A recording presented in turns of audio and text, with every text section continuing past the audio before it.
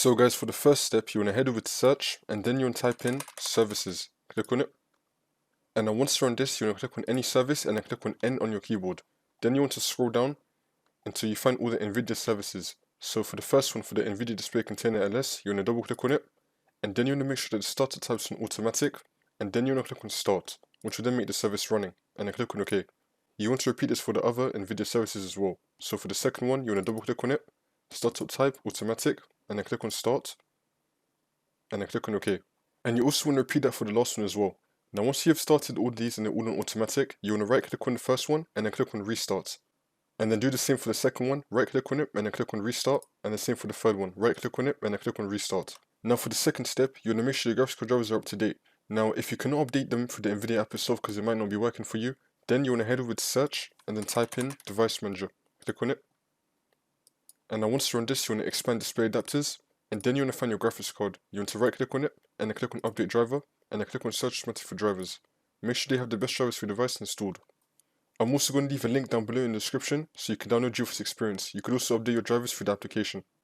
If you don't want to get GeForce Experience, then you could just use the manual driver search. So you could just enter in your graphics card details and then click on start search, and then you could just download the drivers through there. Once you search for it, it's going to tell you the date of the latest drivers, so you'll know if you installed it or not. Now for the third step, you want to head over to search and then type in check for updates. Click on it.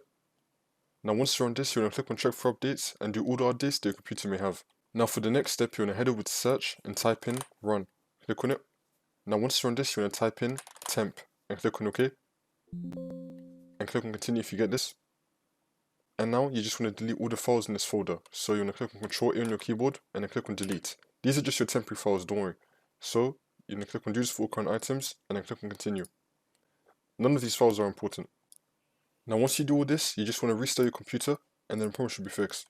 If the problem is still not fixed, some more things you could try is you want to find the NVIDIA app, you want to right click on it and then click on run as administrator. And then click on yes, see if that works for you. If that's still not working, then you want to head over to search and type in add or remove programs. Click on it. Now once you're on this, you want to scroll down until you find NVIDIA app right here. You're going to click on the three dots and then click on uninstall and then just uninstall it. Now once you've uninstalled it, I'm going to leave another link down below in the description to download the NVIDIA app. You just want to download it. And then once you download it again, just restart your computer again and then that should fix your problem.